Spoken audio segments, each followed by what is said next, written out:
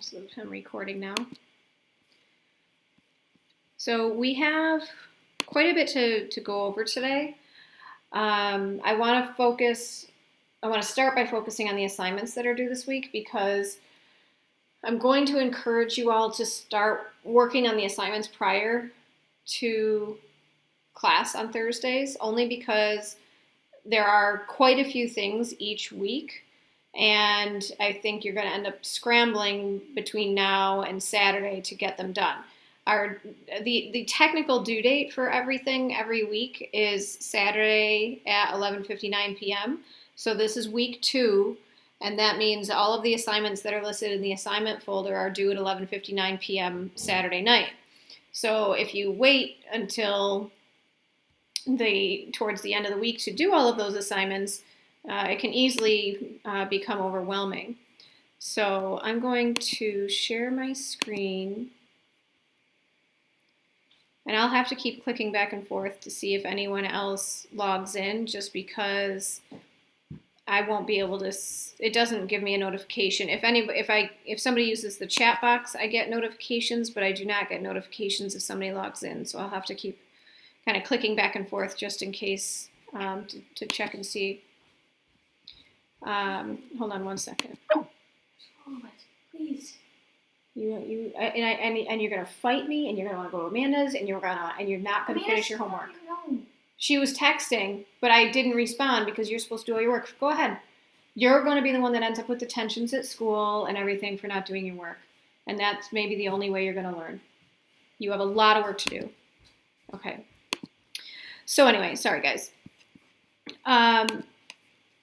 Just checking again. So I'm going to go, first of all, I'm going to do a couple things, because I know I have a couple students on that registered newly, right? Let me see. I saw Taylor and Samantha. I think both of you registered after last week's class. So just a quick point that I made. Where is it? Announcements. When you click on our class, one thing that I added last week was an assignment checklist. So this file here, it says weekly assignment checklist. I'll kind of try to blow this up a little bit. Whoops, wrong thing.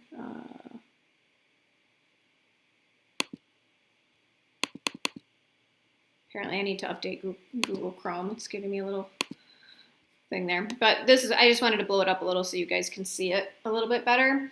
So this file it's just something that hopefully can help you when it comes to getting your weekly assignments done.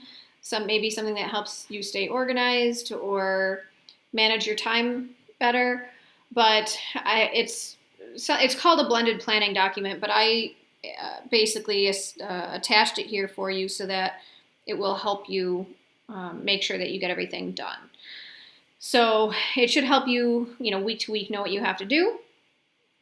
The important thing to know, one of the important things to know, is that lectures should be read before coming to class on Thursdays. So the week 2 lecture should be read prior to today's class. Classroom activities that are on the list are the things that we accomplish during the Skype meeting. Any interactions that we have on the Skype meeting is your class activities. And then the other assignments are submitted through Blackboard by 11:59 p.m. on Saturday. But like I said, it's important to start to get them done throughout the week so that you're not doing them all at once. So this is the document. It shows you, the value of the different assignments throughout the session. Week 1, there were only a few things. It was all reading. Reading the week 1 lecture. Classroom activities was the Skype class last week. And the Career Connect assessment directions and rubric are located in the week 1 assignments folder, but all you had to do was read it. There wasn't actually an assignment due last Saturday. It was just reading. For those of you that were newly assigned to the course, for the classroom activities portion of the grade, I just exempt that in the grade book, which means there's no positive or negative impact. It's just you weren't part of the course at that point. So there's just at least from my perspective, it shows a gray circle.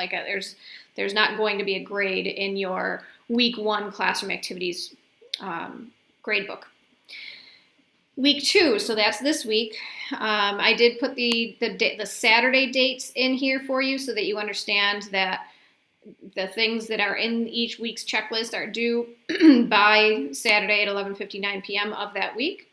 So that's 2 days from now.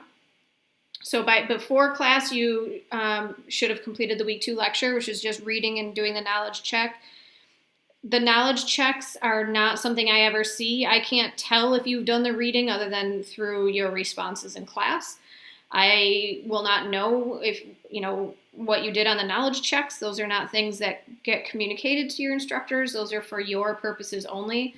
I'm sorry, these things keep popping up because my daughter's texting her friend and it's all connected through my account, so it's kind of annoying. But excuse me, that should be done before class. Again, the classroom activities is a Skype call, but you can see there are 4 things that are due on Saturday.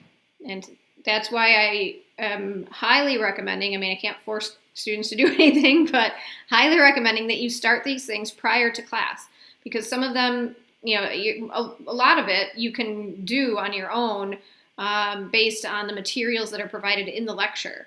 So for this week, and I'm going to go through these in detail shortly, I just want to make sure you understand how the checklist is working.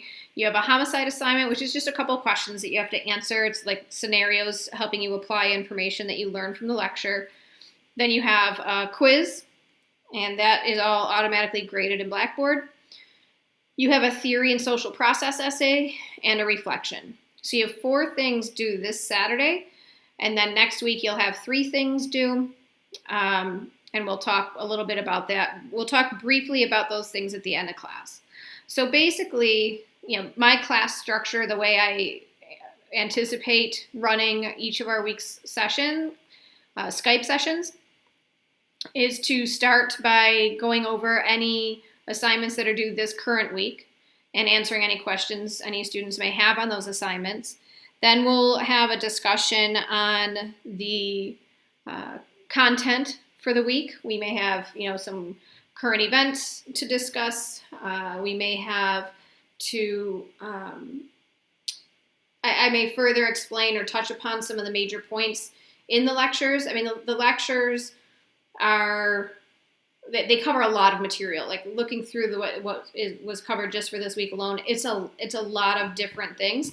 There's no way in one 3-hour Skype session that I would be able to cover all of that information. That's why it's important for students to carefully read over the lectures prior to class, because those are, I definitely don't have time to read it to you, obviously. So that's the purpose of getting those done ahead of time, and then I can just pick out some key points that I want to emphasize as areas that either will help with the assignments for that week or are just important things that you will be discussing again in future coursework in the criminal justice program. So we'll start by covering assignments, then we'll get into major lecture points, and then at the end of the Skype session, I will preview the assignments that are due the following week so that you can have an idea of what you need to get done and plan out your time accordingly. So towards the end of class today, I'll be talking about the assignments that are due next Saturday, October 3rd. Okay, so that you have a way to, you can begin to ask questions, or at least you know what you will have to be doing so that you can get a jump start on those. So this checklist, like I said, it's just something that can assist you. The course outcomes at the bottom are just the things that by the end of the course you should have learned, and it tells you which assignment meets those outcomes. So that's, excuse me, sorry, don't have COVID, I have something stuck in my throat, a little dry.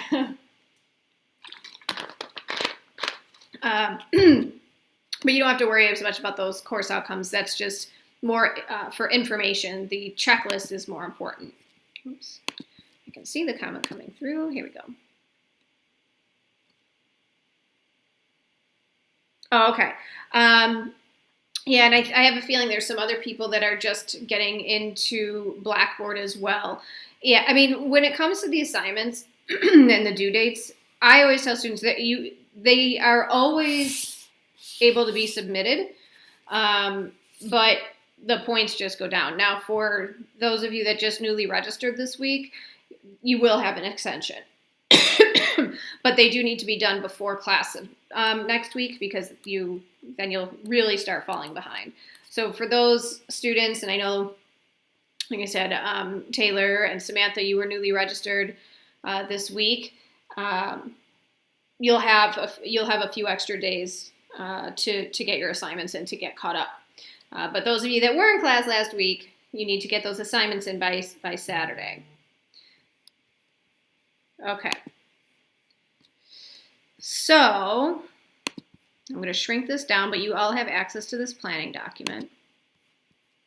And I got to get my Google back to normal size so I can see everything here. Whoops.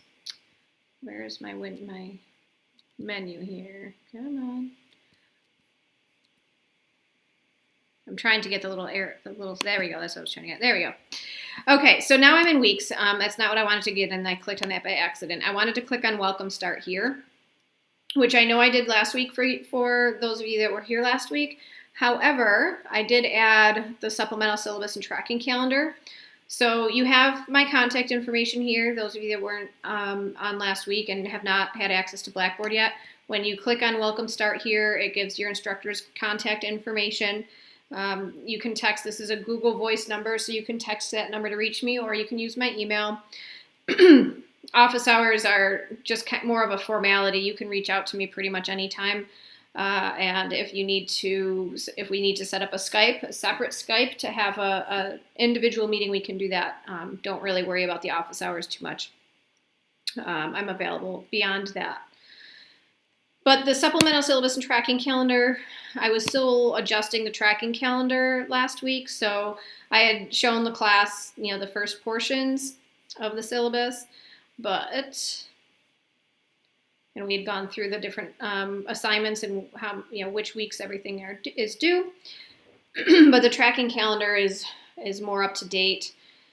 And the dates that I have are the recommendations to try to help you spread your workout. So my recommendation is to make sure you complete the lecture and knowledge checks by Tuesday of the week, which will give you time to do additional work after that. Obviously, these are, again, like I said, recommendations. The important thing is just that you get all the work done each week, because if you start falling behind, it can be difficult to catch up. So for week 2, which is this week, I recommended completing the quiz ahead of time, because that's just based on the lecture. You don't need to be in a Skype class in order to complete that quiz. Really, all the assignments can be completed without being in the class, but one of the big points of Skype is that you can get additional information and assistance if you're confused. When you see CAT completed in class, that's a classroom activity. So those are just, again, being on Skype and participating. It went for any questions that I put out there for you guys. So that's going to be listed for every class as well. For this week, we have to determine the group members' roles. I did put today's date, but like I said, that's just something that has to be determined by Saturday for the group assignment.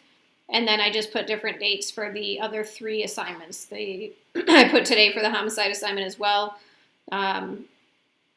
Tomorrow for the theory and social process essay, and Saturday for the reflection. But these are just, again, ways to try to structure it so that you're not doing everything on the same day at the last minute, and trying to spread it out a little bit more. So again, I'll just show you next week. Same thing, the lecture and knowledge checks I put for Tuesday.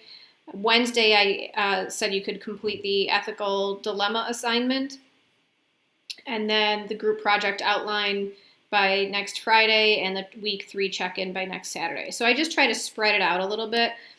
Students honestly don't really need to look at the 2 middle columns too much. Bryant Stratton requires these really detailed tracking calendars, which I think end up being more confusing, and a lot of students end up just ignoring them, which is why I gave you the checklist, because I think it's more helpful.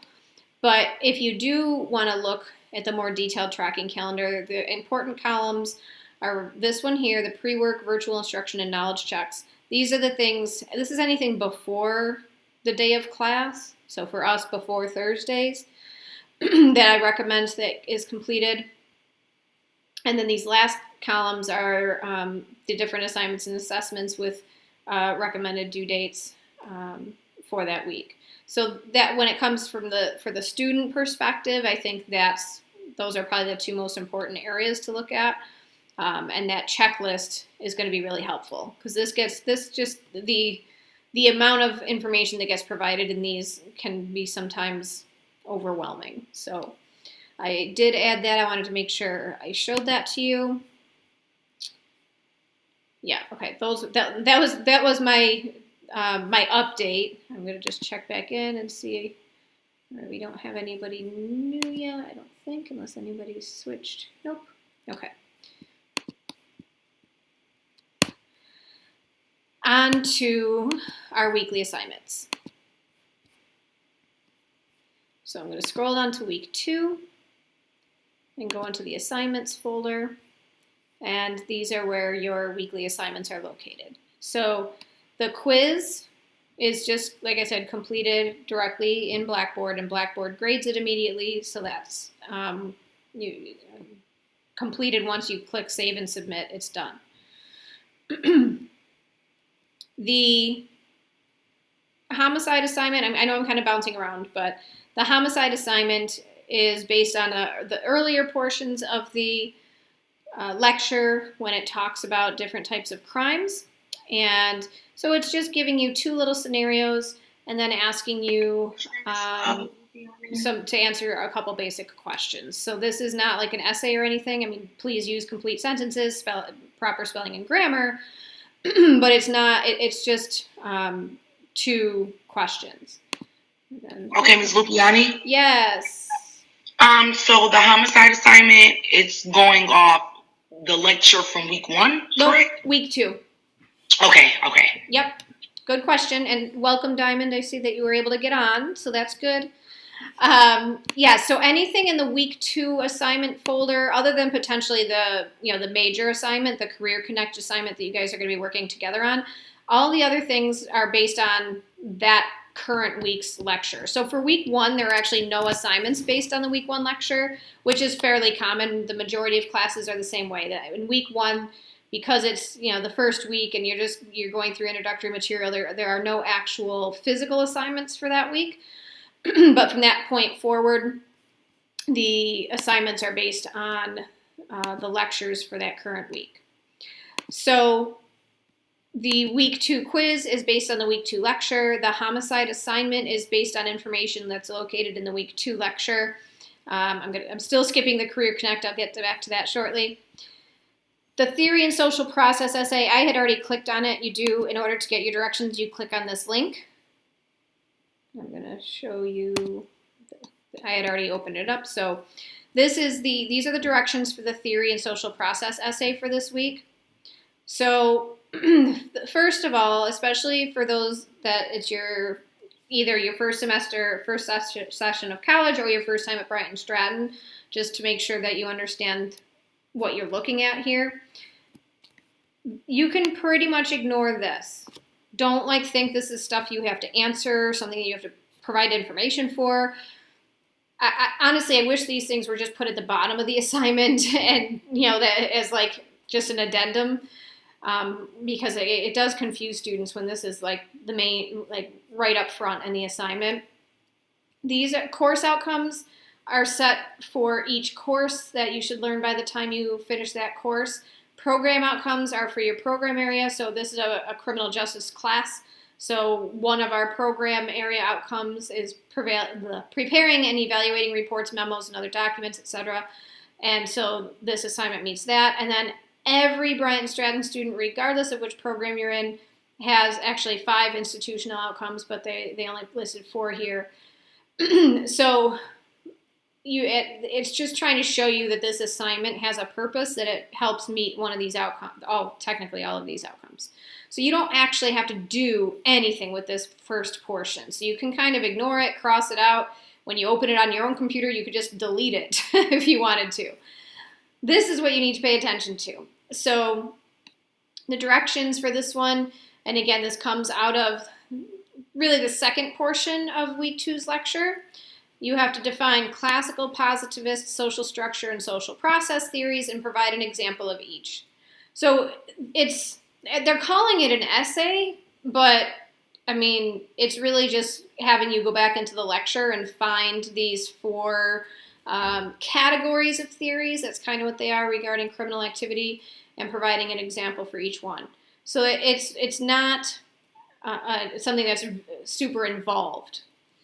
So it does tell you can use lectures. There really is no textbook for this. If you have ordered one, we will not be using a textbook. Eventually, they're phasing textbooks out, so I'm not requiring students to do anything with a textbook. So if you have one, you can actually, I think there is a small window that you're allowed to return textbooks. But so we don't need this criminal justice textbook? No. They're really trying to phase textbooks out. I wish they would just stop requiring students to order them now that we're blended in this format, because we're not going to be using the textbooks. That's what they create the lectures for. I'm not making you read chapters in addition to the lectures that are required to be read.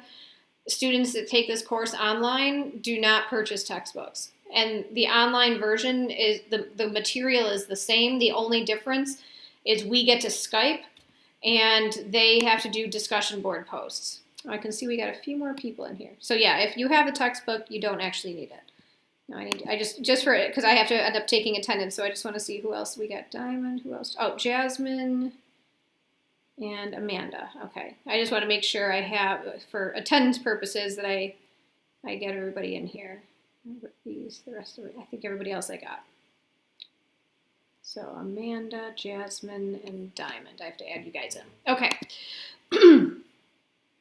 Now, the other thing about when you open up these assignments is this right here, it doesn't look like much, but this is a template that you can use when you're doing your assignment. So if you double click on this, it'll open up a template to use in Microsoft Word. So you can actually just type right into this and then save it separately for your submission. Now, this is the cover page. And I can't remember if this was the class I talked about this last week, because I've talked about it in a few. You actually type over this. You don't keep the brackets. Anything in brackets means this whole thing has to be replaced with, in this case, a title. You would put your name, our course name and number, my name, and then the date. So you don't keep the brackets or any of this information. This is just telling you what goes on those lines. So that's your cover page, and it's going to be the same for every kind of class that you take that requires cover pages. Now, you are not writing this in outline format, even though the template lists it as an outline. This is just to help you structure your essay. So you have to have a basic introductory paragraph that has an attention getter and tells you the topic. So this is only going to be 2 to 3 sentences max for an essay such as this. And then the body of your assignment, of your essay, is going to, of course, you have classical positivist social structure and social process. And for this one, they happen to actually give you examples of social process theories. I'm not sure why they put that in here. These are actually social process theories. But you're going to actually have examples for each of the 3. You don't actually have to have all 4 of these here, because these 4 are different types of social process theories. I don't know why they, for some reason, put these 4 here and didn't give anything like that for the other 3. And then a conclusion is always required as well when you're doing an essay, where you review what was discussed and wrap it up. Essays, anything really that's completed, should be double spaced, spell checked, complete sentences and grammar. And I see it coming here. Okay, yours didn't open up, Tayshawn. That's happened before. Did you double click? Just want to make sure. I know that sounds like a silly question, but because sometimes, okay. The only thing I can try, what I'll do is, and I've had to do this before, I had a class where they, for some reason, it wouldn't open. Let me try see one other area. Sometimes it has it. Okay, it doesn't. Sometimes they actually have a separate link in here. I had to double check for you guys, and it does not. I can save this separately and put it into Blackboard for you guys. First, let me see how this works. Okay, this is, and this exactly the same issue I'm seeing here that I saw in one of my other classes once, where it does cause a problem. So this is what I'm going to end up having to make a copy somehow. I will figure that out when class is over today, and I will attach it as a document and put it in here, so it'll have a separate document with, I'll just call it template, because that has happened before. So if any of you ever come across that where it has one of these symbols and nothing's happening for you, I don't know. The only other thing, if you try to right click on it and click on open, try that. See if that'll work for you. But let me know if you have issues with opening those, so that I can, because for some reason that, like I said, that seems to happen from time to time, and I've struggled to get it to save properly, so I've had to create a new one. I didn't create these to begin with, but I had to create a new one and then save it separately, and that was the way it worked. I'm looking to see, did that work for you, Tayshawn?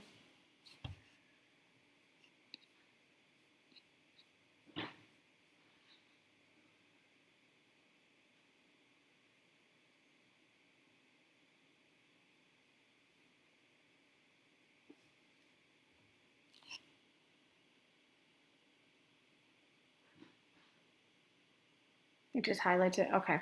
Yeah, I'll have to create a new one. I don't know why they have problems with these sometimes.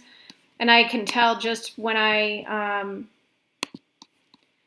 went to file, so I was going to try it should have just said save. I can see that when it says save copy as, it's probably not going to work for me to even save it. I'm going to try it, but I have a feeling it's not going to.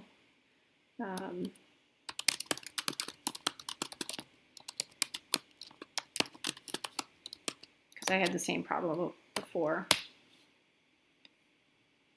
Yeah, see, it should have changed the name of it at the top, and it didn't, which means it's not gonna work. So I will have to play around with that after class today, and then I'll get it posted for you, because I can tell it's doing the same thing that one of my other classes did. But it will be there. So like I said, I will post it in a way so that it's listed as a separate document that you can click on here instead of having to try to do it from within the directions. The other thing about the directions, though, I didn't finish scrolling down, is the rubric is listed here. So the rubric, even though I'm not going to use this exact document, the rubric is actually located in Blackboard. And a rubric is something that an instructor uses to grade, if you're not aware of that term, to grade an assignment. And you can see your rubrics not only by opening up this document, but right within the Dropbox. So many of you, this is your first time either at Bryant and Stratton or in college, one or the other, or both. So these assignments get submitted directly into Blackboard. So it's going to work the same way for this homicide assignment as the essay, as well as the reflection. When you see this symbol, it means it's a Dropbox, which you can submit work into. So when you click on this link, versus this was the document we were looking at, when you click on this link, this is where you submit your work. So when you click on that link, you can click on it without having your work done. Don't like panic. Oh my God, I don't have it done and I clicked on it. It doesn't matter. But you can also view the rubric right there. So it should be the same information. Sometimes they make mistakes when they put them in, but just so you can see what the rubric looks like. So you can do that. But this is also where you submit your work. So it's pretty simple to submit if you're not aware of how to do it. You can click this box. I recommend all students click the box because it prevents people from stealing your work. And then you're just gonna, if you know how to attach a document to an email, then you can do this, because all you're gonna do is click browse your computer. You're gonna select whatever file it is, wherever you saved it. You would click open and then submit. You don't have to put anything into the comment box. And I don't want you to click on write submission. I want it to be a Microsoft Word document. So you just browse your computer, select your file, and click submit, and it'll be turned in. And you're going to do that same thing for your homicide assignment and for your reflection. So first, does anybody have any questions on the essay? The essay itself, or what you need to do for it? I kind of do. Okay. Because I came in a little bit late, so I didn't really hear everything about it. Okay. What exactly is it completely required to write about again? So it's based on kind of the second half of the lecture, and you're defining these three categories of criminological theory: classical, positivist, social structure, and social process, and giving an example within each one. So when I do get this template to function properly for you, you'll be able to just open this up.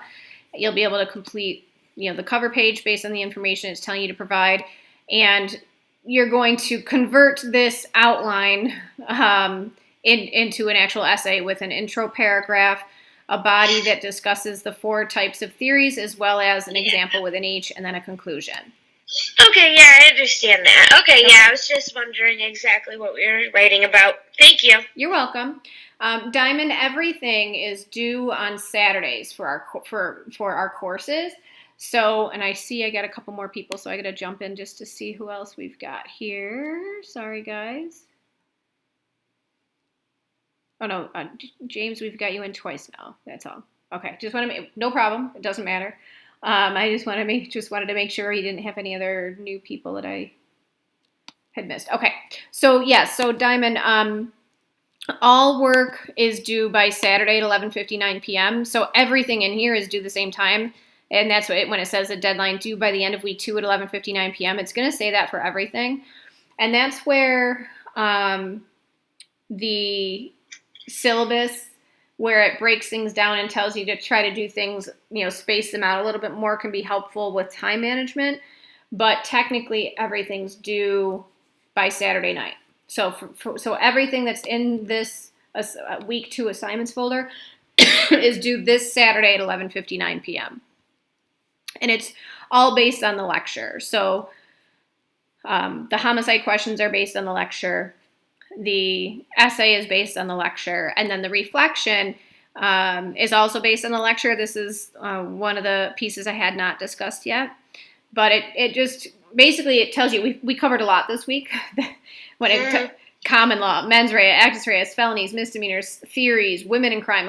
There's a ton of information covered in the week 2 lecture. So it's just telling you to pick one topic from the lecture and describe how it relates to your personal or professional life. You do have to make sure reflections, and this is for basically every course that you take, your reflections have to be at least 150 words. They should be complete sentences. You do not need cover pages or anything like that. Reflections get submitted in the same way. They have very basic rubrics, although this one, there's an error in it, of course, because this is supposed to say, I know I talked about this last week, this is supposed to say word count, and this is supposed to say mechanics, but whoever created it made a mistake.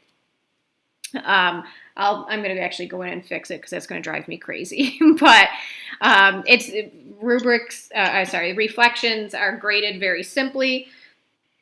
I look at word count, which Microsoft Word, when you have a document, I'll just pull this one up because I have it here.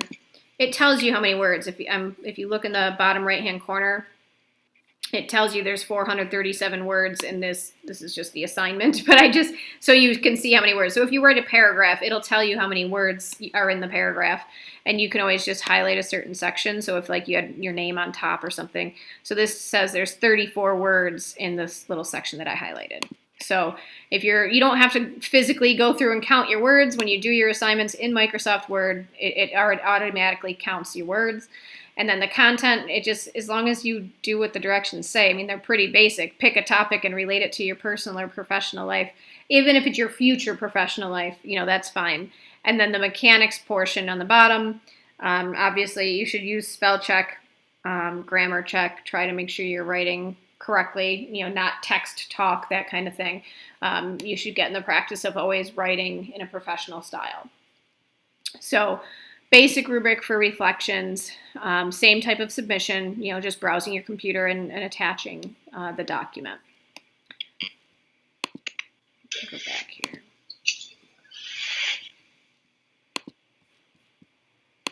So we're going to take a look again to see where we are. Okay.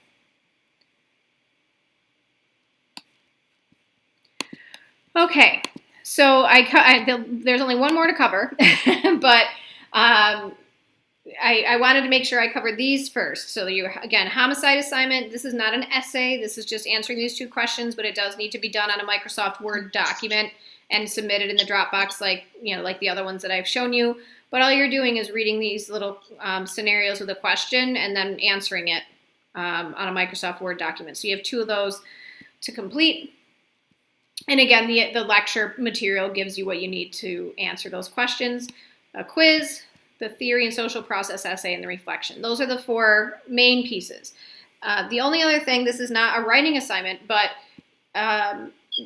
there is a group assignment for this class. And today I will be assigning the groups. Since we do have 15 people in class, I will be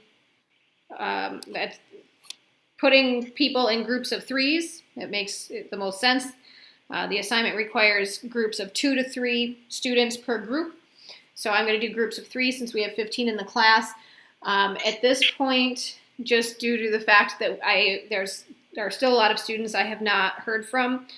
The students that have attended today, last week, one or both, I'll make sure that you are in groups somewhat together, so that since I've actually had contact with you, students who I have not heard from at all, I will kind of keep them together so that if there ends up being a problem where those students end up dropping, it's less likely to have an impact on you.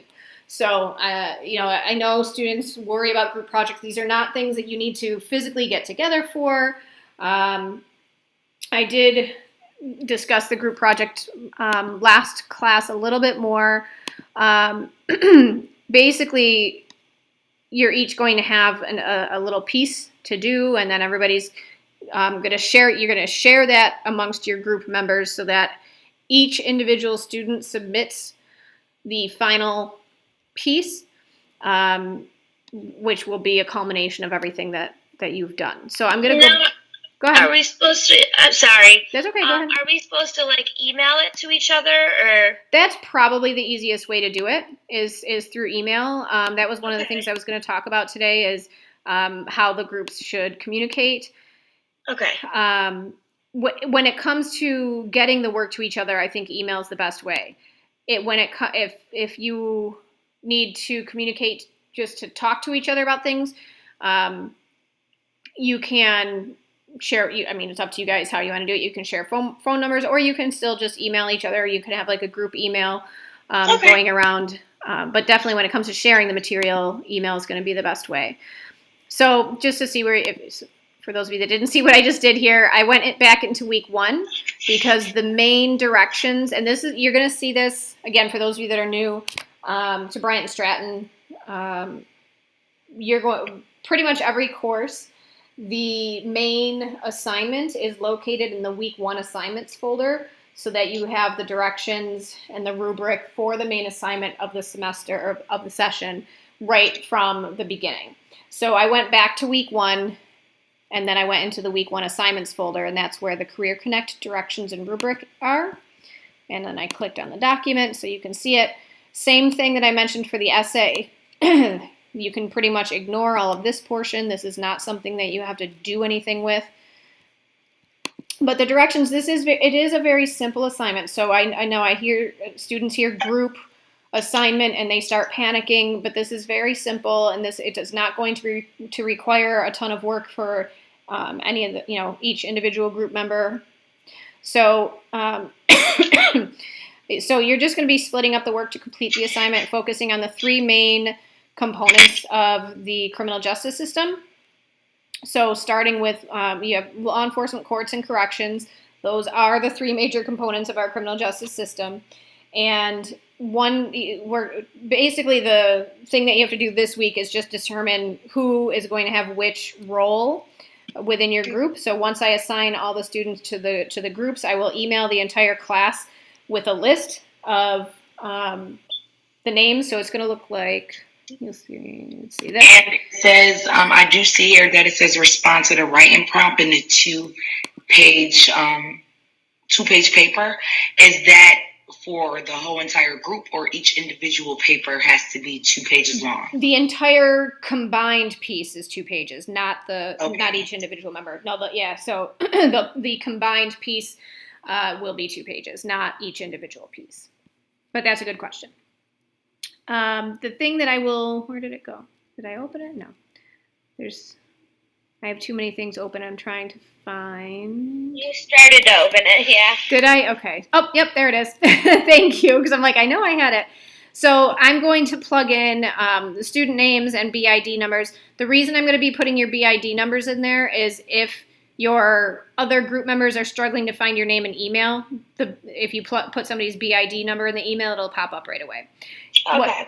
The only thing you guys have to figure out for this week is the duty.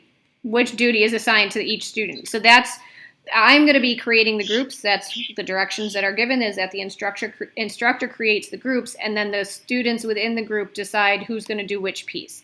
So clearly, now I got to go back, hold on, to this piece. Clearly, with 3 students in each group, each student's going to get one of these pieces, right? That's because there's 3 main pieces.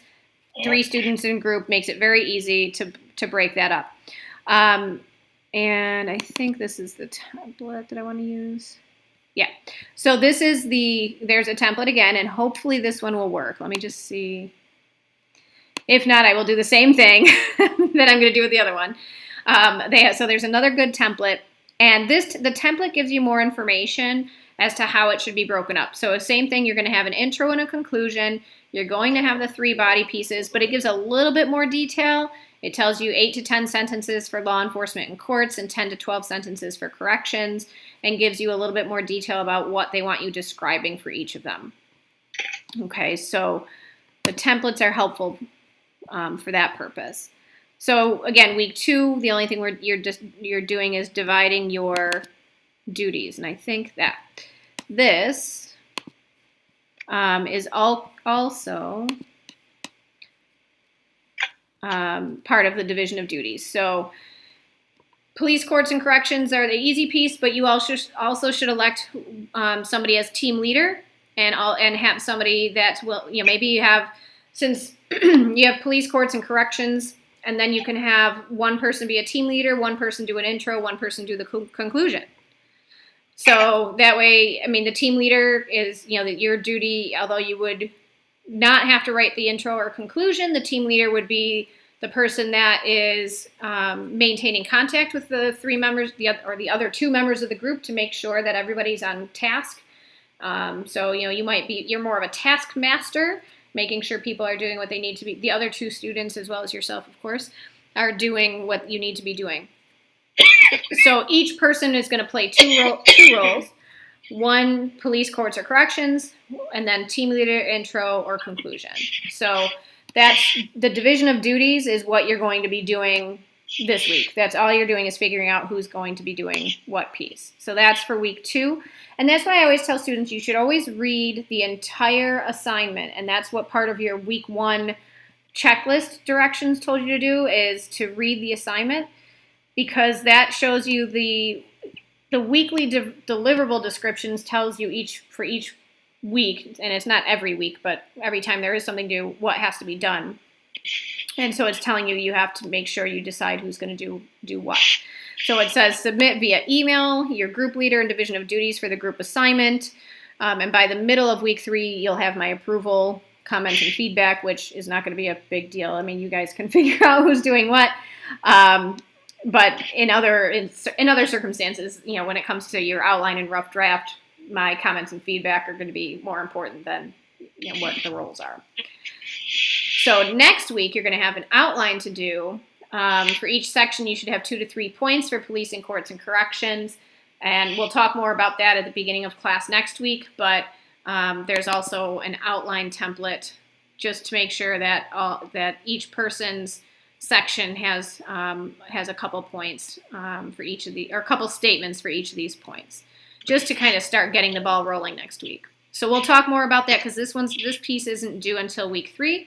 But like I said, you can always start working into the week 3 things when you finish your week 2 work. Week 5, you are going to have a rough draft, and then week 7 is when the final submission is done, and each individual within the group does a reflection. So that one's separately. And then you've got. I'm sorry to interrupt, Ms. Lupiani. That's okay. Go ahead.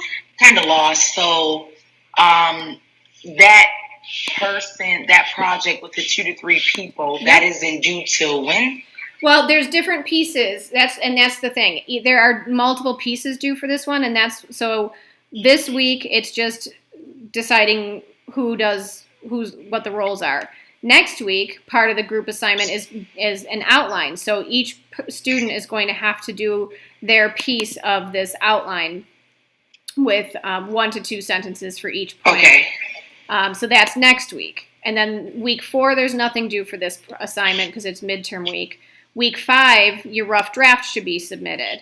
So by then, each student's paragraphs for their sections should be completed and emailed to the other members of the group so that each member of the group will have a completed, I'm going to call it an essay, but a completed assignment that can be submitted as a rough draft because each student has to submit it.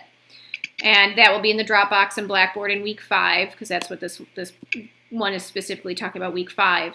I will provide feedback on your rough draft, and then and that will go back to all of you, of course, because each of you Dropboxed it, so then you each can make your own corrections to it, and then submit a final submission in week 7. So really, you're just making corrections between week 5 and week 7.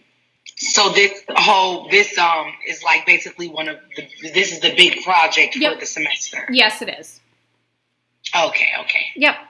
Yeah. So this is the one that goes piece by piece throughout the course, and each week, every time there's something due, we'll go back and we'll talk about it, as one of the weekly assignments that's due. So for this week, it's easy. Just once I assign your groups, I'll email that document to the entire class that breaks it all up, and then you guys can start emailing each other to figure out who is going to do what for this week. So, and for when it comes to our class meetings like this on Skype, because of especially early on, and again, many of you are new students, as this is an intro course. It's a lot of our course time is going to be talking about the assignments, just to try to make sure everybody knows, what to do, and how to do it. So look, we're almost an hour into class, and so far all we've done is talk about the assignments, and there's nothing wrong with that, because that's how you earn your grade, and I want to make sure you understand what needs to be done. So, that completes my discussion on the assignments. Does anyone have? I'm just clicking back into the week 2 assignments. Does anyone have any questions on how to submit anything or what needs to be done by Saturday of this week? Anything at all? No, but can I talk to you after class? Just go over what we went over, what happened last class? Mm-hmm. Okay, thank you. And really, last week all I did was we just did like an introduction. I didn't even cover... so I didn't miss much? No. The first... Okay. Yeah, especially for an intro class, I don't really get into content. So, yeah, there are quite a few, I think about half of you that are logged on right now were not logged on last week. And the only thing I really talked about was the checklist that's in the announcement that I posted in the announcements. Went over the syllabus a little bit, but I didn't cover content. So you can look, I know a couple people may have signed on after I pulled this checklist up. Yeah, because I'm just trying to figure out what exactly, if I missed any, like assignments. Mm-mm. Okay. No, last week was just the only things that were due this past Saturday was just reading the lecture.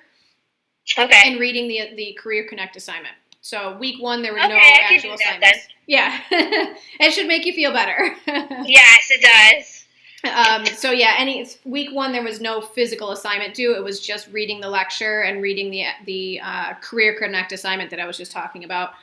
And then week 2, of course, I just covered all of these things. But just for those of you that may have logged on today after I opened this document up, I put this in for all of you just to help you keep track of what you've done, what you still need to do for the week.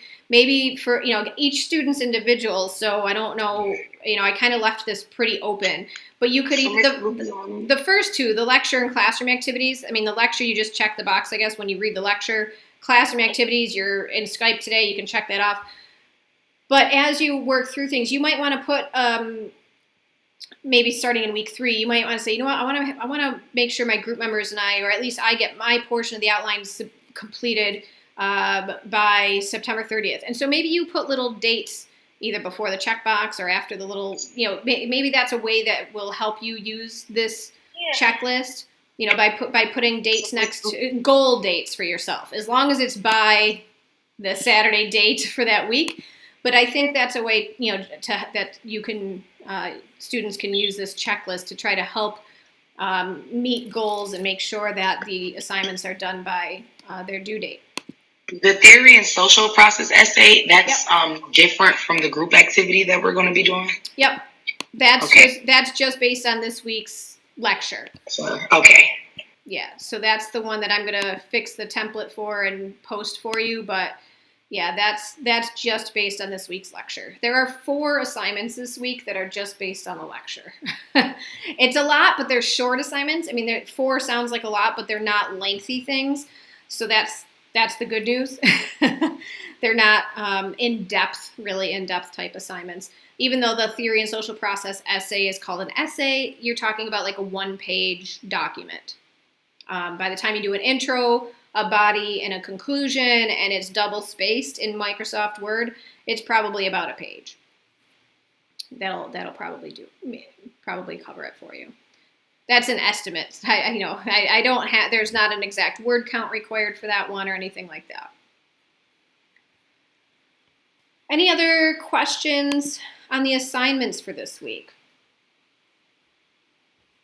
The good thing also, and again, some of you that may have logged on as I was already starting to talk today, is I do record my Skype classes as long as, your class, it'll probably be every week. There have been some classes where I only had a couple students registered and nobody showed up, so I didn't talk to myself and record. But I do record when I talk about content and assignments. I don't know if I recorded last week for you guys. I honestly can't remember because it was the intro week and we didn't really have... Oh, I did. And I posted it. So if you click into week 1, you can see that the Skype class recording is there. So it's a YouTube video. I convert my recordings to YouTube and then just post it so you can click on it and watch. So some students only click on them if they miss class. But I actually, in fact, this is not the first time, but just this week, one of my students that's in my Saturday class, and my Saturday class is students that are mostly getting ready to graduate, so they're almost done. And I had a student who used my Google Voice to text me and said, I have a question about this assignment. Can we set up a Skype meeting before class Saturday? I said, absolutely. And I gave the student a date and time to set it up, which was supposed to be yesterday. And I sent a text, shortly before. I said, do you still want to go have this meeting? And the student said, I actually went back and listened to the Skype portion when you were discussing it, and my questions were answered, so I'm all set. So that I've had students do that before, where they were actually in class, they were there, but when they went to go back to do the work, they couldn't remember something or had questions, and they actually go back into the YouTube video, and they're able to figure out the answer to their question. So the Skype recordings are definitely helpful for that. I'm just trying.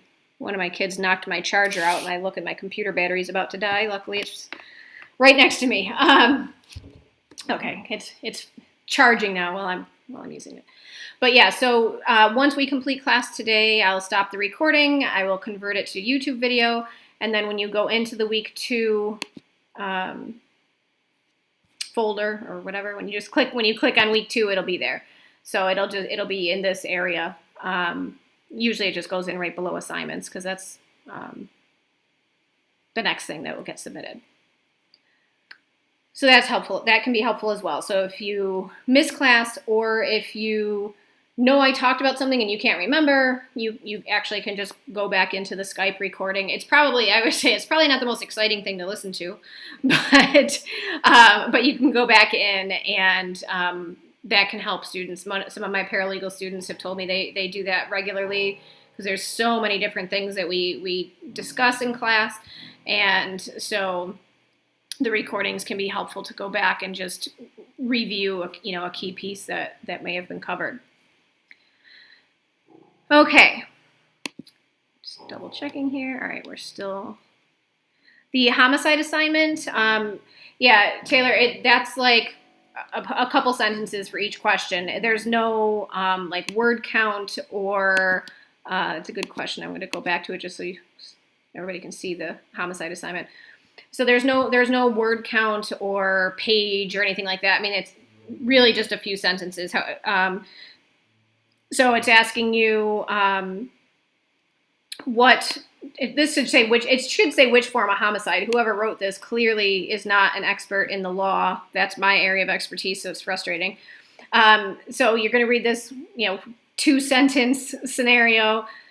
You're going to answer the question, and it shouldn't say chapter. It should be based on this lecture, but okay, I'm going to keep letting these mistakes go. I am a real stickler for trying to make sure things are done correctly, so it drives me crazy when our stuff is not, I don't have time to fix it all.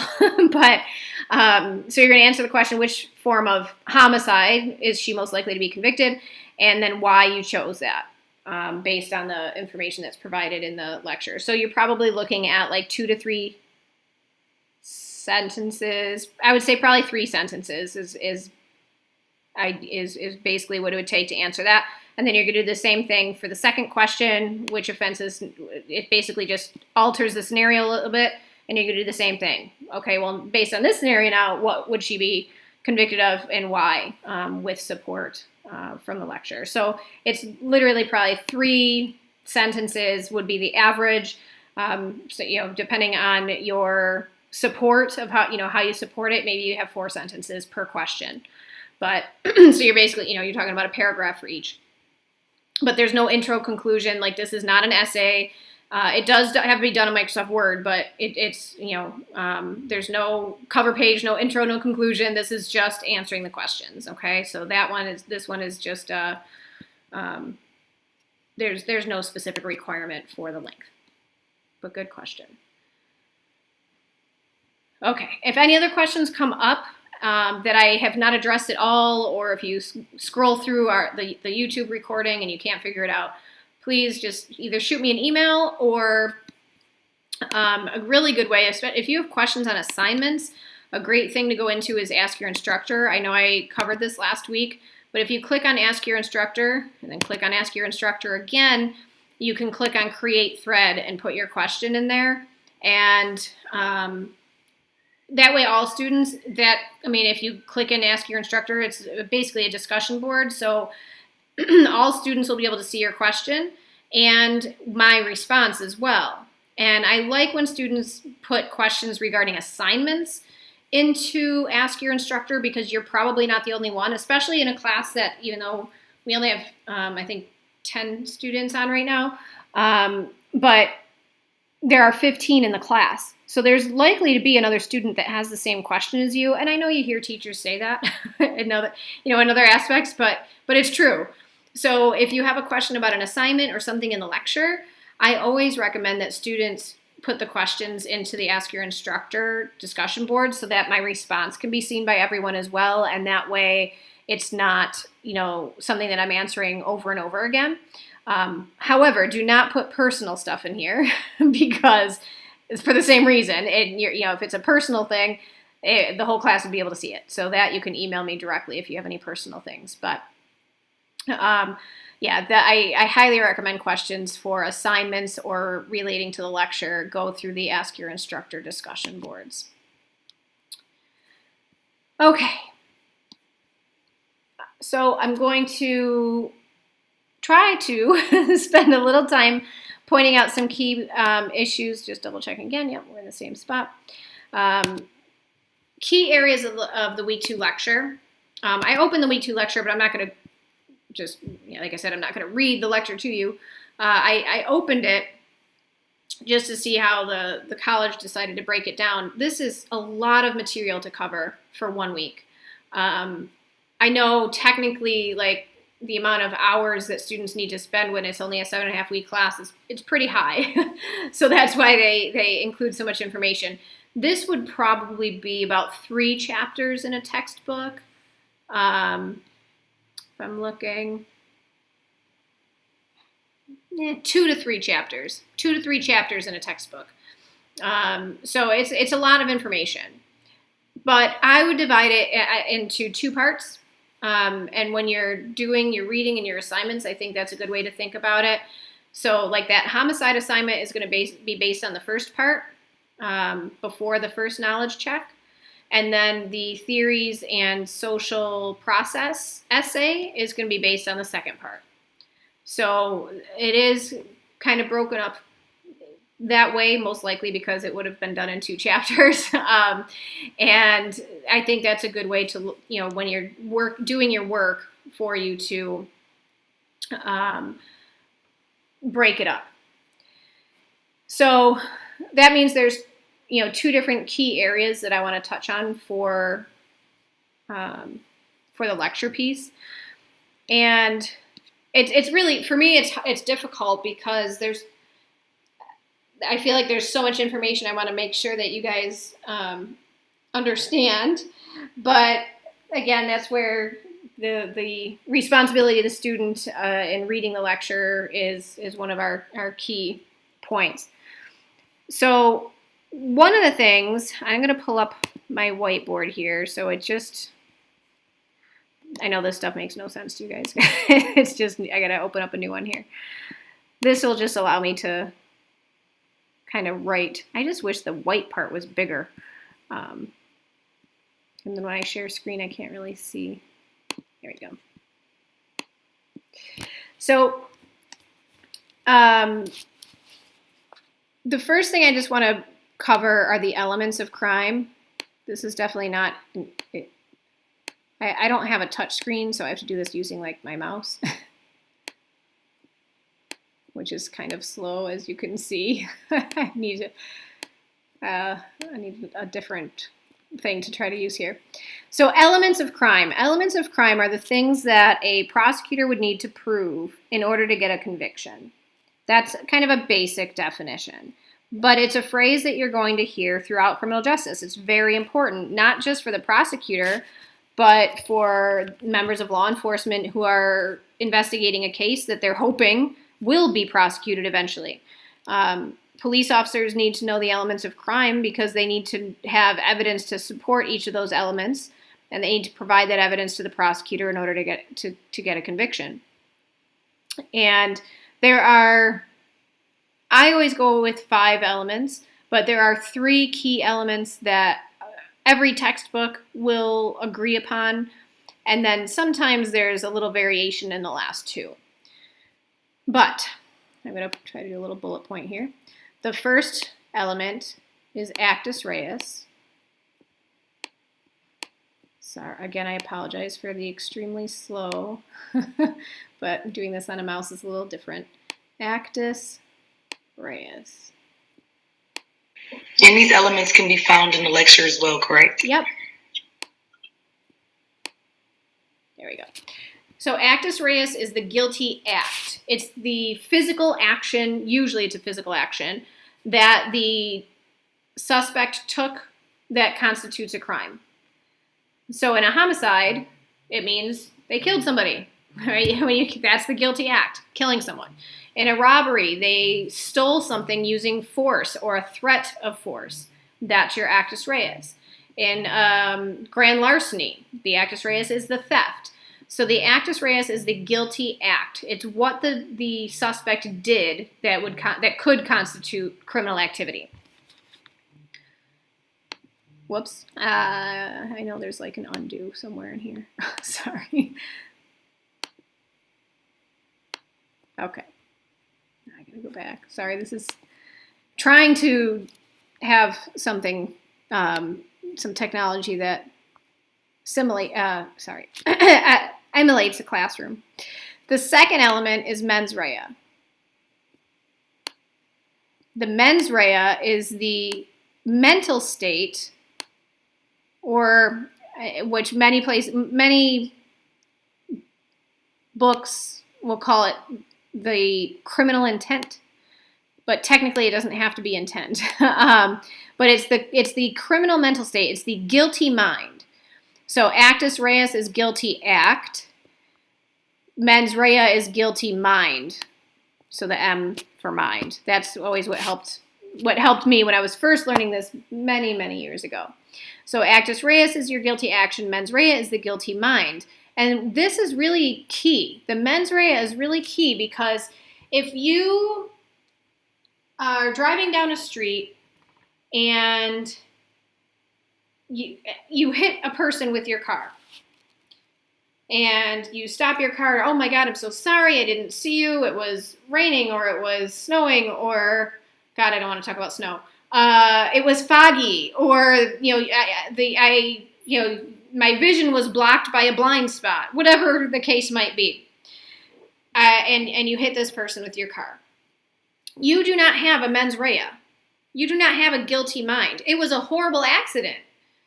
And if that person is seriously injured or even killed, that it's a tragedy, but it's not a crime because there was no mens rea. There was no guilty mind. Now, if you were drunk, if you were high, if you purposely hit the person with your car because you hate that person, those are all forms of guilty mind.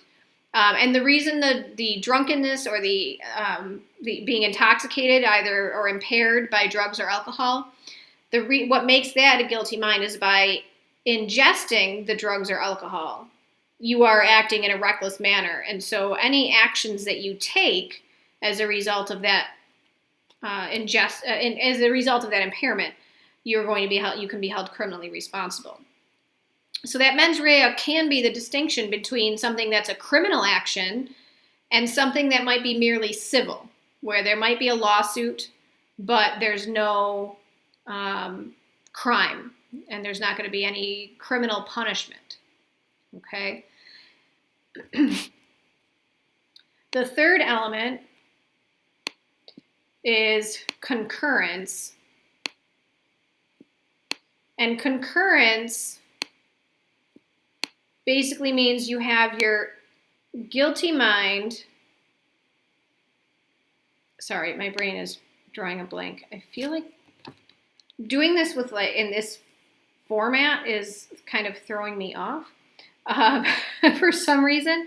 I feel like I need to have a piece of paper or writing this for real because I can't, for some reason. I'm a really good speller, and I've written concurrence about 1,000,000 times, but right now I can't remember how to spell concurrence because I'm not writing it down.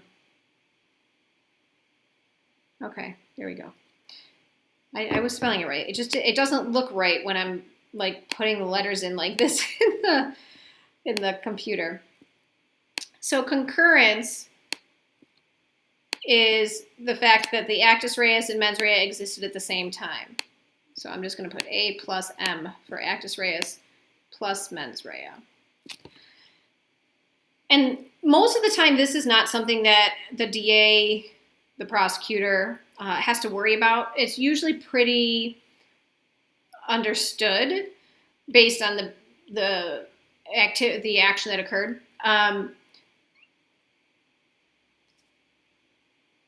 This would be something like you planned on killing somebody. You hated this person. You were making a plan. You wanted to kill them, and then you were, distracted by something, and you ended up hitting them with your car accidentally. Technically, you don't have concurrence, because at the time that you did actually kill them, it was an accident. You didn't have the mens rea at that moment that you ran them over. So it's in real life, you don't usually have problems with concurrence. If you point a gun at somebody and shoot them, you've got an action and an intent to kill. That is an assumption under the law when you use a firearm. If you stab somebody, there's not going to be a concern as to whether you had an intent at the time you took the action. So generally speaking, even though technically this is one of the three main elements, it's not usually a problem when it comes to proving a case. The other two elements are causation, and this one, once in a while, can be an issue, but the courts have clarified a lot of these problems. This is like torture trying to write like this. At least it's fairly neat. My handwriting's not that neat. So causation means that the action caused the harm. Whatever you did as the defendant caused, the root word here is caused the end result. You fired the bullet and somebody died. It may not even been the person you were shooting at. If you fire a gun and you intend to shoot one person and you have bad aim and shoot someone else, you're still responsible for that. So causation just needs to show that the defendant's action caused the end result. This can get much more complicated, and when I teach my 200 level class on criminal law and procedure, I get into this in more detail for more specific examples and when this can be an issue that's raised. But for purposes of this class, it's more just understanding the definition that's important. And last but not least, is harm. Now, crime, one of the things that makes an action criminal versus civil is that there is harm to society, not necessarily an individual victim. Many crimes do have an individual victim for which there may be physical harm or harm to property, but technically, all crimes cause harm to society. And the way I explain this is even if there is an individual victim, if you find out there was a burglary in your neighborhood or any kind of crime in your neighborhood, doesn't even have to be on your street, may have been around the corner, but somewhere close to where you live, that impacts you. Knowing there's crime in your area has an impact not just on the victims of those crimes, but on the community as a whole. And while, yes, of course, the victim feels it more, members of the community may change their behaviors due to the crime that occurred to somebody else. They may pay more attention to making sure doors are locked. They may keep lights on outside. And not only that, property values are affected by crime. So different than changing behaviors of the actual people living in the community, it also can affect the property value. So that's a societal impact. So again, this isn't usually something, unless there's a specific requirement under the law, like for a homicide, you have to kill somebody, obviously. For an assault, you have to cause somebody injury. Those are specific harms that the law will say the prosecutor has to prove, but otherwise, it's kind of an assumed harm to society. Now, I heard somebody, and I forgot that the comments won't come in when I have this full screen. Anybody have any questions on that? Did anything else? Oh, Tayshawn, I can clear that out for you. I'll clear it out and then you can resubmit. I just saw your comment on that. Anybody have questions on the elements?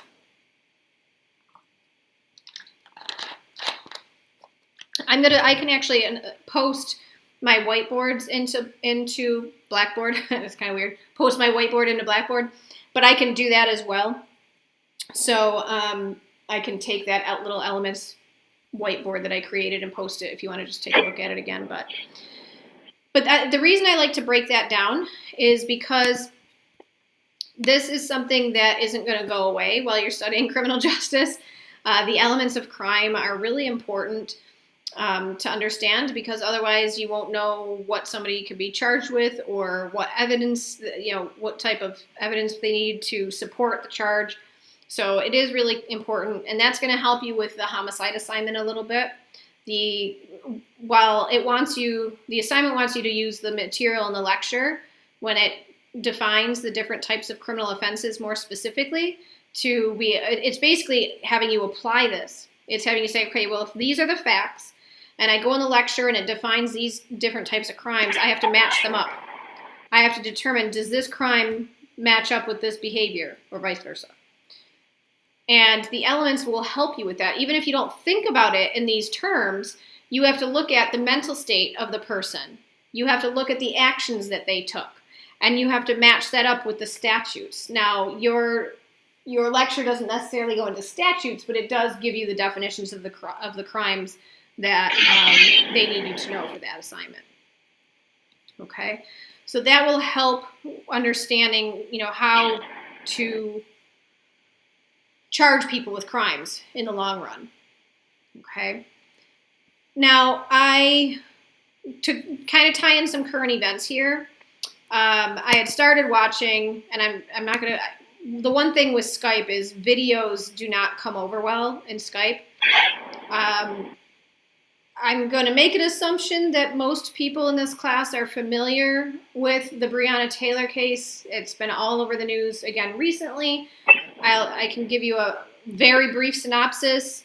Law enforcement officers in Kentucky were executing a search warrant in an apartment, and it was Breonna Taylor's apartment, not based on her actions, but based on her boyfriend and another person's actions. And the boyfriend spent time there, and they had packages delivered to her apartment and stuff.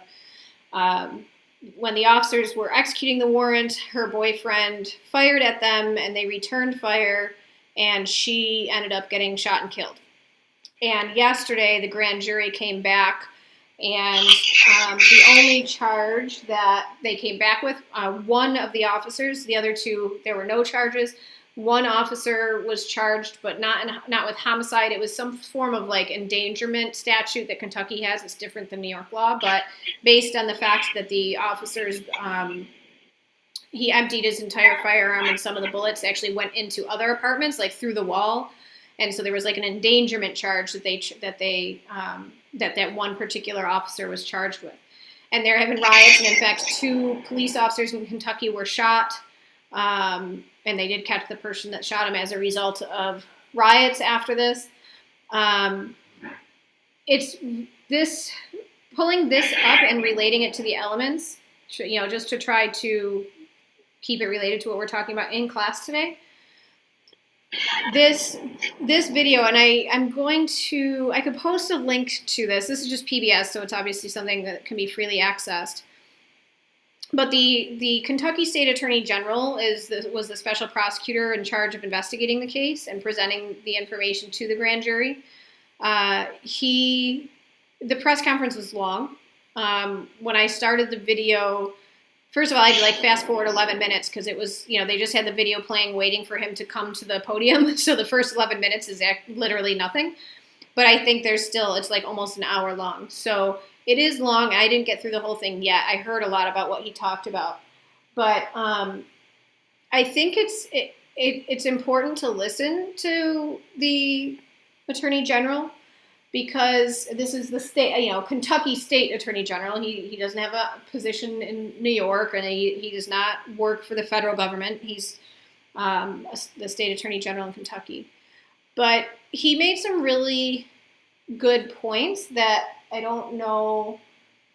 Again, from a legal standpoint, are understandable. From an emotional standpoint, they're not. And that's in the very beginning of his press conference, he said, we have to take emotion out of it and actually look at the facts of this particular case. This is not the same as other police-involved shooting cases. This is a case where they were executing a warrant and someone shot at them.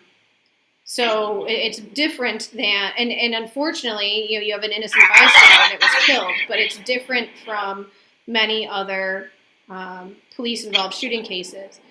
And they're talking. This is the Attorney General's name that I've been talking about. He himself is someone that may rise up. He's very highly educated and well respected. He is an African American man that was. I'm trying to remember. He was the first. He may have been the first Black state attorney general in Kentucky. I think maybe something like that. At a young age, like in his 30s. So he's really done a lot of things, and he spoke to. The fact that this is a tragedy, but unfortunately not all tragedies result in criminal charges, because there's not always crime when you have a tragedy. And even though this is very different from like a car accident case like I was talking about, where I said sometimes there's a tragedy where somebody gets killed and there's no charges because there was no crime, it was just a horrible accident, versus when somebody does something on purpose. Obviously we're talking about two very different things, but under the law, they're very similar. So that there's definitely a lot. Just want to make sure I didn't have anything else coming in here. There's definitely a lot of news coverage on these types of cases today. And I think as students, it's important to try to hear more than one side, to try to watch more than one type of news station, because I think you get a lot of one-sided stories and one-sided media, and I think as students who are just learning about the system, it's important to try to get various perspectives. And I, a lot of times I'll play devil's advocate just to try to bring out other perspectives in class. So, it's not sometimes when I make those arguments, it's not my opinion. It's just trying to show other points of view. Oh yeah, it does talk about it here that he was the state's first Black state attorney general. I just happened to see that behind the window that was open. It happened to be right there. And he at one point was on Trump's list for future Supreme Court, but that was before Justice Ginsburg passed away last week. That was just kind of a general thing when he had a list of 20 names. This guy in Kentucky happened to be one of them.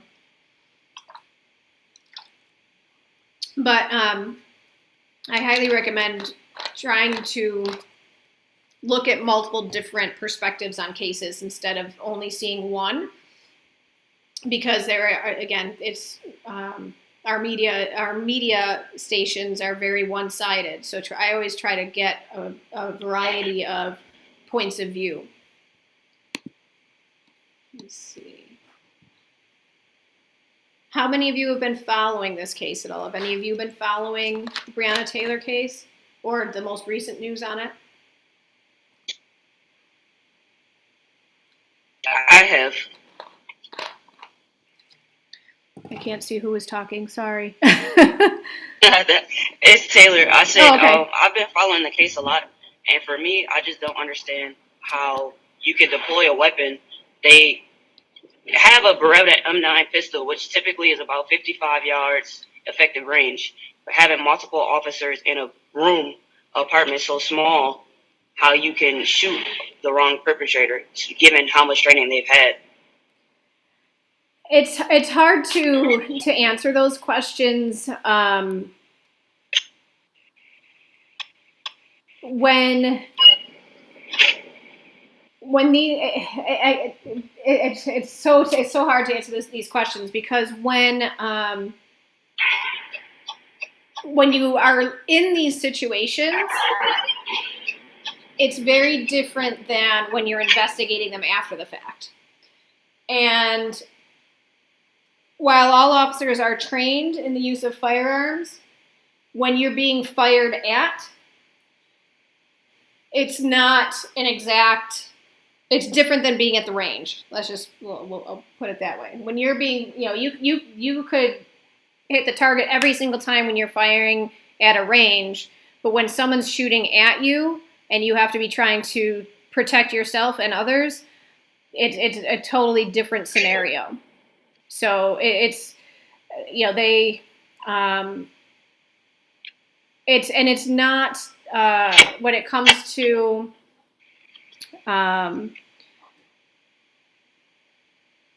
the criminal charges in this, when officers even though she obviously was not the one that was armed, she was not the one that was firing, she was not even the one that was involved in the criminal activity they were investigating, and there was no doubt about that. The fact of the matter is, her boyfriend was having part of his drug dealings at her apartment, and that's why her apartment was on the search warrant, because packages were being delivered from her. Or I don't know if they were coming to or from her apartment with the boyfriend and the one other guy. So they were using her address for drug transactions. So the police officers were legitimately there. And I'm just trying to scroll to see who else is texting in here. The officers were legitimately there, and they were being fired upon. So they were justified in their return fire. It's unfortunate when, it's again a horrible tragedy, as Attorney General Cameron stated, when someone does get caught in the crossfire. And even if it was someone, if something like this happened out on the street, you could end up having the same type of situation happen, whether it's in an apartment or on a street. When you have somebody firing upon you, that's one of those really difficult situations. I definitely agree that they were justified in regards to entering the apartment, but you would think they would have due caution in regards to Brianna, knowing that it is her apartment and she most likely would be there. As an officer, I'm pretty sure they're taught to know your target and know what lies behind it. So, yeah, I still again, it's just when someone's firing a gun at you, they don't know, I don't know, what the lighting was like or anything like that. But from the officer's perspective, they entered to gunfire. They said on the news this morning that once the gunfire was opened, he was kind of using her as a shield almost. Exactly. So as a trained officer, you should know what lies behind your target. Yes, he is the target, but you should know that he's in front of her. So there are precautions that you must take as a sworn-in officer. Yeah, I am cautious with following a lot of what the different news media say about the facts until I prefer to see, actual reports from the government. Not that they're the most reliable either, but versus the news media, because the news media can report based on information that's not been verified. But I don't know about him using her as a shield or any of those things. Like I said, I don't know if that, even if the media reported it, I'm not sure if that has been verified by the investigation itself. But I think, again, even if there is something in the investigation that shows that the law enforcement officers,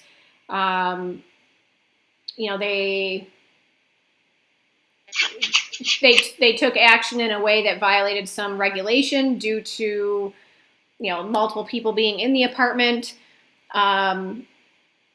Due to the situation, it still does not meet the elements for homicide charges, even though somebody did die, you don't have a mens rea.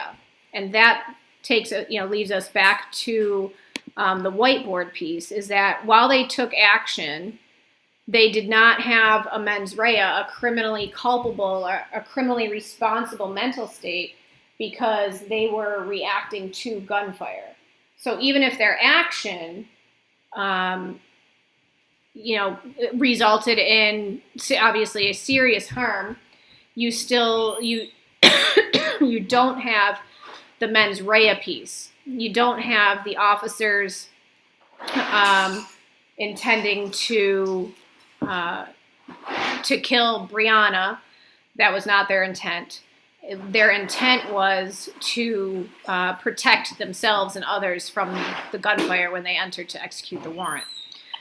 And that's what we have to go back to, is we have to go back to the elements of crime, and you were missing one of the major elements there. And that's why there was no indictment. And you have to remember, this isn't the government saying, we're just not going to charge the police officers. Grand juries are made up of people from the community. And sometimes the community forgets that. But the State Attorney General, Mr. Cameron, that was being discussed here, he presented the information to a grand jury. Grand juries, I don't know how Kentucky law, but grand juries are made up of 23 members that were taken from the community. So members of the community sit and listen to witnesses. They are presented with evidence. There's no defense attorney. There's no defendants. It's just the prosecutor and a court reporter taking down any testimony, and the grand jurors, and all the information is presented, and those people decide whether there's enough evidence to file charges. I mean, we're not even talking about conviction. They're just saying there wasn't even enough evidence to file charges based on what was provided. And that's a lot of times, I think that piece gets glossed over, that this was the decision of a grand jury. This is not the decision of the prosecutor. This is not the decision of the police department. This was actually a decision that was made by however many grand jurors they use in Kentucky. I'm not really sure. In New York, we usually have 23. Is generally what we have. So that's the other thing, is that this was actually a decision that was made by members, whoever, from 23 people from that county. I don't know exactly, who was pulled for that, but so that's a procedural issue, but that's how those charges were. That's how that was decided. I know I saw Jasmine asking if we're going to talk about some other cases. Yeah, I mean, I try to keep things connected to the topic, and the reason I brought this one up today, not only did it just come out yesterday, so it's extremely current, but the mens rea issue, connecting it to the fact that you do have to make sure you have all of the elements, and the mens rea was lacking here. The action of firing the weapon and obviously causing a death was there, but you did not have a mens rea. And also just to point out the piece about the grand jury, which is slightly off topic, but still an important thing when it comes to any of these cases that come up in the media. So we'll talk about cases from time to time, connecting them to what we're going to be talking about in class. When we get to, I got to go back to our weeks here. Next week, our topic is police, and then we're going to have, in week 5, the topic is going to be ethics, and those 2 weeks we'll definitely be talking more about cases. We'll talk about a little bit about cases, but not as many current event cases in the court section, but during the police and ethics weeks, we'll talk about some more cases as well. I'm looking to see if, yeah, so I'll put the, I looking at the mixed comments, that some people have heard a little bit about the case and others haven't. I'm going to just put this press conference link so that you can hear Mr. Cameron's statement as he talks about the Breonna Taylor case. Just so that will help, again, just help to hear more of what was presented to the grand jury. Okay. The last thing I want to go over, because the elements is just one piece that leads into, when you start going into the different types of criminal activities, that's how the elements fall in. There's so much information covered in your lecture, but like I said, I'm just kind of pulling out a couple pieces. The second part of your lecture, I just want to touch on shortly as well, is in relation to criminology and different theories. And this is what your theory and social process essay is based upon. And eventually, if you move, I know this course is the intro course leading you into the diploma, the Criminal Justice and Security Services diploma. If you continue on beyond the first 30 credits to get your associate's degree in criminal justice from Bryant and Stratton, you will take a course in criminology where the majority of the course is focusing on these different types of theories. But these theories are, this portion of your lecture provides you with an overview of some of the theories as to why people commit crime. And there are major categories. So the pieces that you have to focus on for your essay, I'm going to just kind of talk about a couple of those briefly, just to kind of help lead you in the right direction or help you understand it. It starts with talking about the classical, neoclassical, and positivist. And classical and positivist are two of the areas that your essays that you need to focus on for your essay.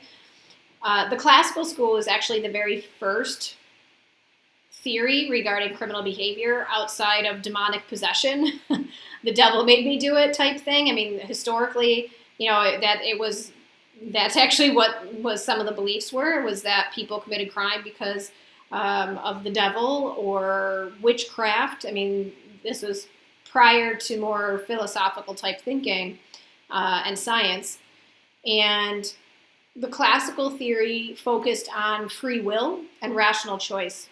Those are the two keys to understanding the classical school: free will and rational choice. And the idea was, and this was begun, this school of thought started in the 1700s with a man named Cesare Beccaria. He was an Italian philosopher. He wrote an essay, and he wouldn't even put his name on it when it was originally published because it was so different from what modern thought was that he was concerned that he would end up being accused of being possessed by a demon or of witchcraft. But his way of thinking started to become more commonplace, and that's when he admitted that he was the one that wrote this essay. I think it was called On Crime and Punishment. But he just emphasized the importance of punishment as a deterrent to criminal behavior, but fair punishment. I mean, during his time frame, people were executed for most crimes. I mean, execution was the most common form of punishment, and he didn't believe in that. He believed that punishment should fit the crime. It should somehow match. Punishment needed to be swift, severe, and certain. Swift, because if you wait too long to punish, it's not going to have an impact. Severe means it has to be bad enough that you would want to avoid the criminal activity, but not so severe that you might escalate your criminal activity because the punishment's so severe anyway. And then certain means you actually are going to get punished. Not like a slap on the wrist, we'll let you off this time. There needs to be certainty of punishment. So he really focused on those areas. And the idea that people commit crime because they make a choice to commit crime, because you have other choices. You could avoid criminal activity. We are rational human beings. We have free will. No one is forcing us. Now, in circumstances where someone is specifically forced at gunpoint to do something, there's a defense to that. It no longer becomes criminal activity if you can prove you were forced to do it. But the classical school was the first time it was saying, you know what, it actually is the defendant's their fault. It's not a demon possessing them, it's their fault. And they need to be held responsible. They need to be punished. And if they're punished that will be an example to others that can deter other people because they'll know that this is the punishment you get for that crime. So that was the kind of the first way of thinking when it came to why people commit criminal acts. The positive school didn't come out until the 1800s, and it was really almost the complete opposite, because while the classical school said, you know, it is your fault, you made the choice and you committed this crime, the positive school is saying it's all these other factors that are outside of your control that lead to criminal activity. And some of it, there are a lot of different things that can fall under positivism. It could be biological. You know, maybe you had there's a genetic trait passed down from, you know, generation to generation that causes people in your family to commit crime. That was one theory, sort of. I'm really generalizing here. It could be psychological. You could have a mental condition that causes you to commit criminal activity. We know that's true today, right? Mental health is a big issue. But it could be completely environmental as well. It falls under positive school. It could be that you live in a poor community. It could be that you did not receive proper socialization or nurturing from your family. So the positivist theory, instead of looking at you made the choice, this is your fault, is saying, you know what, maybe there's actually something wrong with you physically or mentally, or maybe you grew up in an environment surrounded by crime, and you that's why you ended up becoming a criminal.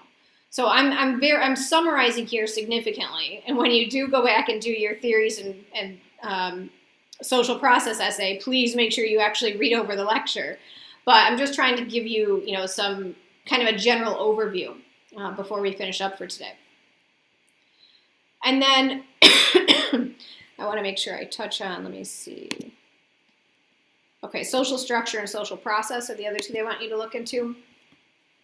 Social structure theories are based upon the early positivist theories that focused on environment, like where you live. And they're all, of course, still very relevant today. Social structure theories mainly are focused on socioeconomics and poverty as a cause of crime. But it's not poverty itself. It's how poverty impacts the environment, the neighborhoods, education. I'm just trying to think if there's any more that I off the top of my head. So social structure will look at, there are multiple social structure theories. The disorganization of a community when you have combinations of commercial property and residential property, and you have a lot of population turnover in the neighborhood. People don't stay for very long. That's part of our social disorganization theory that is one of our social structure theories. You have strain theory, which is not solely based on socioeconomics anymore, but the original strain theory focused on the fact that the lower socioeconomic classes are striving for goals that are unrealistic because of the socioeconomic status, and especially for young people and juveniles, that leads to status frustration and can lead to criminal activity. So that's some of the strain. I always say today, the more modern version of strain theory, it's not necessarily about socioeconomics, although that still applies, but it's recognized today that anyone can feel strain, and really what they're talking about is high levels of stress. And so it doesn't, socioeconomics is not the only cause of strain, although we know finances can cause everybody with stress and strain. But it could be, you could have somebody in the middle or upper class that loses their job or is going through a divorce. That's one of the things they talk about, like, relationship breakups. And those types of things can lead to tremendous amounts of strain, which might cause somebody to commit a crime. So strain is one of our social structure theories. And then we have cultural deviance theory, which is kind of a combination of the two, but it focuses more on subcultures. And gang activity is the best example of that, where you have again, usually we're talking about youth, but gang activity does extend beyond youth. And it's the new subcultural goals that can lead to the criminal activity, where there are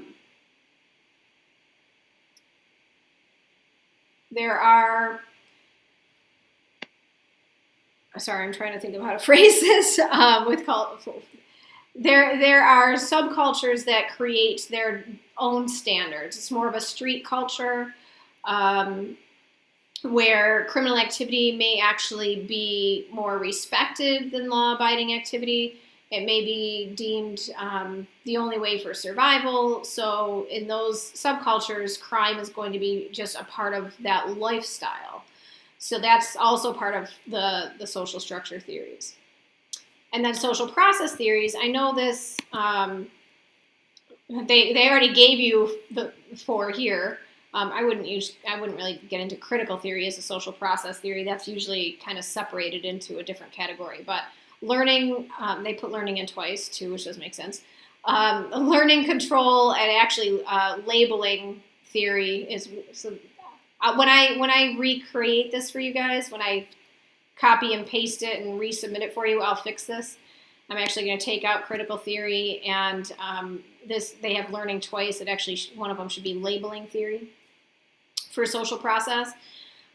Social process theory is more about socialization, so it's not about socioeconomics on its own, although it does play a role. Learning theory literally it's not talking about school, it's talking about learning to become a criminal. And again, a lot of this starts at childhood. If you're surrounded by criminal activity, you may learn to become a criminal from those that you're being exposed to. It might be that you have a peer group that is involved in criminal activity, and therefore you end up doing the same things. So that's more the learning aspect of it. And again, I am really giving just like brief little points here just to kind of help you guys out as, to understand things. But the lecture is, really where you need to go to get your information. Control theories is one of my favorite. Social bond theory is a control theory, which the reason I like control theory is it really looks at why some people commit crime and others don't, and they focus on the people that don't. So if you look at a high crime area, for instance, and you say, well, this is a high crime area, but clearly not all the residents are committing crime. So let's look at the residents that are law-abiding citizens in this high crime area and see what's different in their lives. What's causing them to control their behavior when others are committing crime? And what they look at their relationships and their bonds to other people. And that's usually the biggest thing, is having strong family relationships. They also look, and again, a lot of this is looking at youth, because kids, they get in trouble a lot. So they're also looking at commitment to legitimate law-abiding activities. So for adults, this might be, going to college, getting a degree, and starting a career. So you might stay out of trouble because if you commit a crime, you may not be able to get the job that you were hoping to get. So that's a commitment to a goal.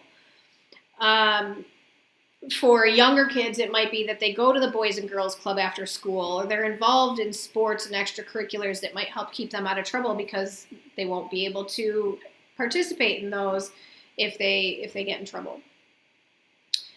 They also have just belief and morals as part of the social bond or control theories, just stating that you just believe in following the law, and you have a belief in holding yourself to high morals, and that helps keep you from committing criminal activity. And then the last social process theory is labeling theory, and labeling theory definitely is applicable for juveniles. We talk about that a lot in juvenile justice. Those of you that are working towards the diploma in criminal justice and security services will take juvenile justice. I'm actually teaching it next session. And juvenile, a lot of the differences between the criminal justice system for adults and the juvenile justice system are due to labeling theory. And the fact that when kids are labeled as criminals, or even now the word delinquents, we were using the word delinquent, in the early stages of the juvenile justice system to avoid calling kids criminals because that's so negative. But labeling theory, we changed a lot of the terminology, and delinquent was supposed to be better. Unfortunately, it has also developed a very negative connotation. But that stigma or negativity that attaches to labeling somebody is what labeling theory is all about. And if somebody is labeled a criminal or a troublemaker, even if you start with younger kids and they're labeled as troublemakers, they may end up living up to those expectations because of the label. That the label is like a self-fulfilling prophecy almost. And so we try to avoid those labels, and because of that, our juvenile justice system uses a lot of different terminology, and we talk about that in juvenile justice class as well. We don't use the word trial, we don't use the word convicted, things like that are avoided in the juvenile justice system.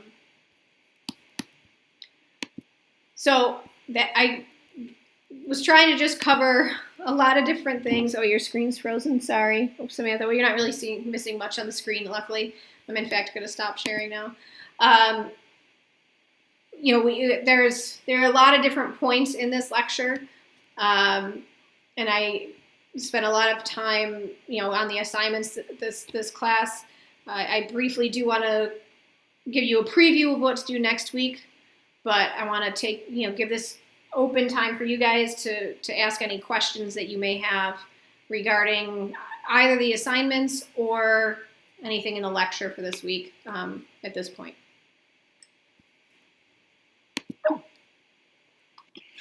Just a quick question. When are you going to assign the groups again? So I can write this down. Sorry. That's okay. I'm going to do it actually as soon as we log off of Skype.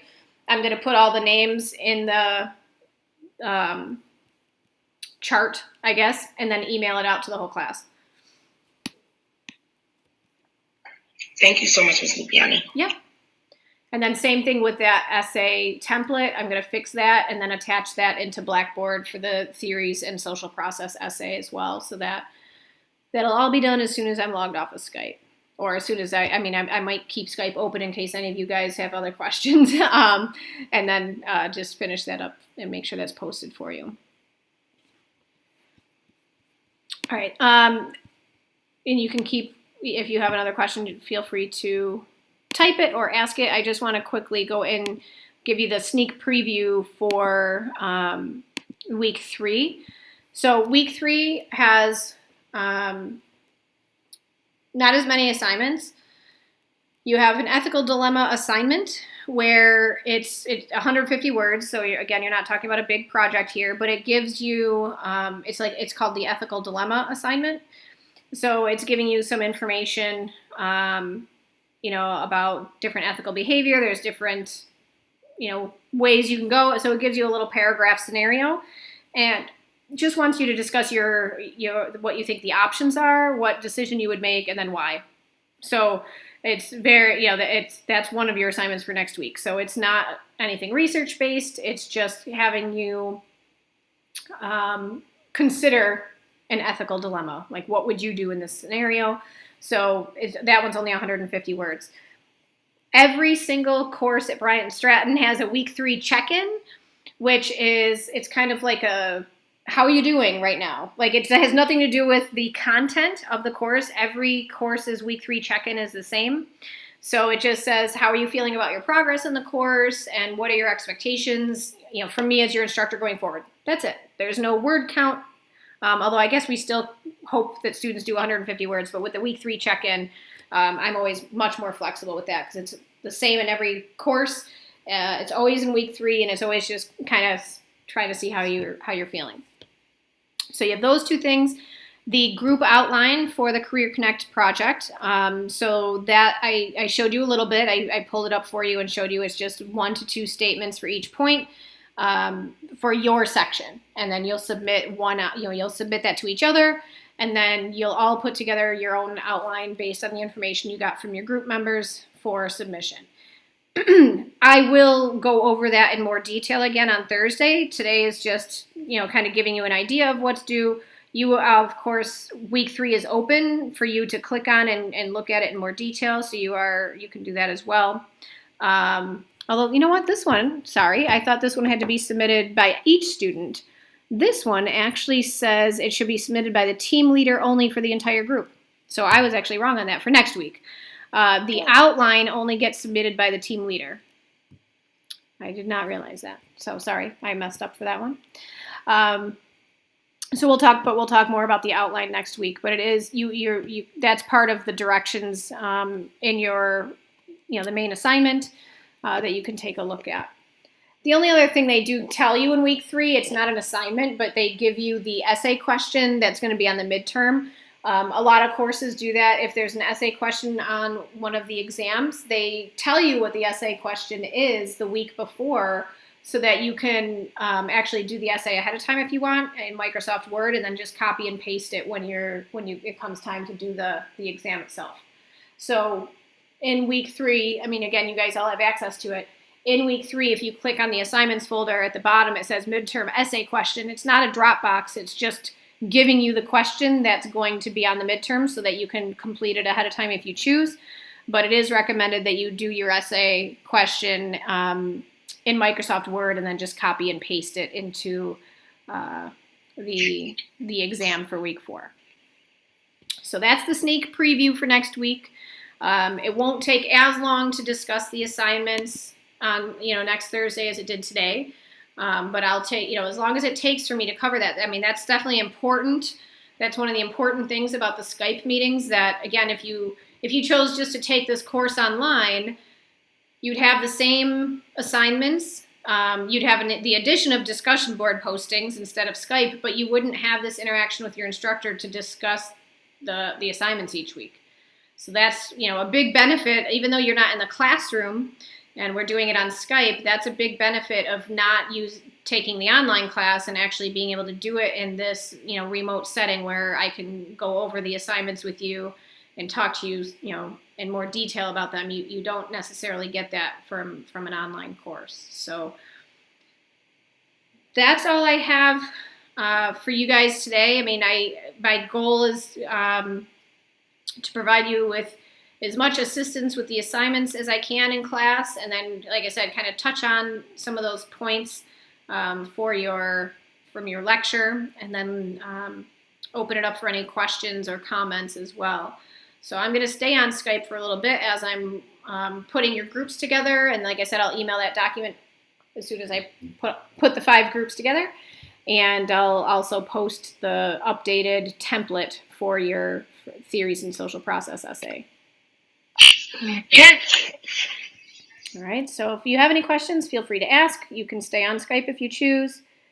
Yep, Tayshawn, that's right on top of my list as well, fixing your Dropbox. I will do that as well. And if you have any other questions between now and Saturday on the week 2 assignments, just make sure you let me know. And otherwise, I will see you guys next Thursday. Okay.